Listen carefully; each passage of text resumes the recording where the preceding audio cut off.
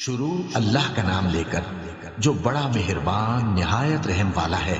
کیا تم خیال کرتے ہو کہ غار اور لوح والے ہماری نشانیوں میں سے عجیب تھے؟ جب وہ نوجوان غار میں جا رہے تو کہنے لگے کہ اے ہمارے پروردگار، ہم پر اپنے ہاں سے رحمت نازل فرما اور ہمارے کام میں درستی کے سامان مہیا کر۔ تو ہم نے غار میں کئی سال تک ان کے کانوں پر نیند کا پردہ ڈالے رکھا، یعنی ان کو سلائے رکھا۔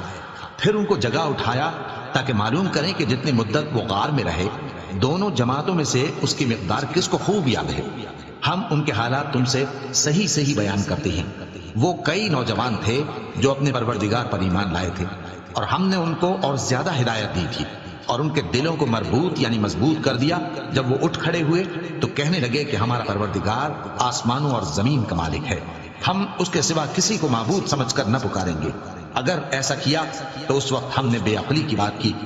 ان ہماری قوم کے لوگوں نے اس کے سوا اور معبود بنا رکھے ہیں، بھلا یہ ان کے معبود ہونے پر کوئی کھلی دلیل کیوں نہیں لاتے؟ تو اس سے زیادہ کون ظالم ہے جو اللہ پر جھوٹ باندھے؟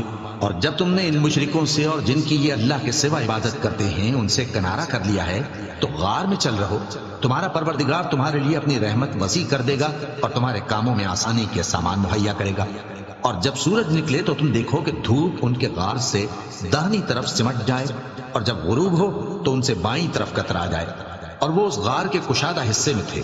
یہ اللہ کی نشانیوں میں سے ہیں، جس کو اللہ ہدایت دے وہ ہدایت یاب ہے، اور جس کو گمراہ رہنے دے تو تم اس کے لیے کوئی دوست راہ بتانے والا نہ پاؤ گے۔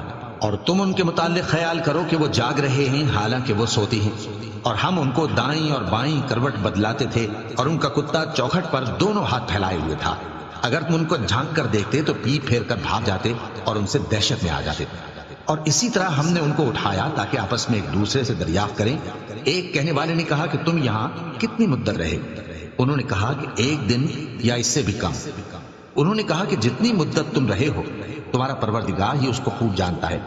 تو اپنے میں سے کسی کو یہ روپیہ دے کر شہر بھیجو، وہ دیکھے کہ نفیس کھانا کون سا ہے تو اس میں سے کھانا لے آئے، اور احتیاط سے آئے جائے اور تمہارا حال کسی کو نہ بتائے۔ اگر وہ تم پر دسترس پا لیں گے تو تمہیں سنسار کر دیں گے یا پھر اپنے مذہب میں داخل کر لیں گے، اور اس وقت تم کبھی فلاح نہیں پاؤ گے۔ اور اسی طرح ہم نے لوگوں کو ان کے حال سے خبردار کر دیا تاکہ وہ جانے کہ اللہ کا وعدہ سچا ہے، اور یہ کہ قیامت جس کا وعدہ کیا جاتا ہے اس میں کچھ شک نہیں۔ اس وقت لوگ ان کے بارے میں باہم جھگڑنے لگے اور کہنے لگے کہ ان کے غار پر عمارت بنا دو۔ ان کا پروردگار ان کے حال سے خوب واقف ہے۔ جو لوگ ان کے معاملے میں غلبہ رکھتے تھے وہ کہنے لگے کہ ہم ان کے غار پر مسجد بنائیں گے۔ بعض لوگ اٹکل پچو کہیں گے کہ وہ 3 تھے اور چوتھا ان کا کتا تھا، اور بعض کہیں گے کہ وہ 5 تھے اور چھٹا ان کا کتا تھا، اور بعض کہیں گے کہ وہ 7 تھے اور 8واں ان کا کتا تھا۔ کہہ دو کہ میرا پروردگار ہی ان کے شمار سے خوب واقف ہے، ان کو جانتے بھی ہیں تو تھوڑے ہی لوگ جانتے ہیں۔ تو تم ان کے معاملے میں بحث نہ کرنا مگر سرسری سی بحث، اور نہ ان کے بارے میں ان میں سے کسی سے کچھ دریافت ہی کرنا، اور کسی کام کی نسبت نہ کہنا کہ میں اسے کل کر دوں گا، مگر انشاءاللہ کہہ کر، یعنی اگر اللہ چاہے تو کر دوں گا۔ اور جب اللہ کا نام لینا بھول جاؤ تو یاد آنے پر لے لو، اور کہہ دو کہ امید ہے کہ میرا پروردگار مجھے اس سے بھی زیادہ ہدایت کی باتیں بتائے۔ اور اصحاب کہف اپنے غار میں 9 پر 300 سال رہے۔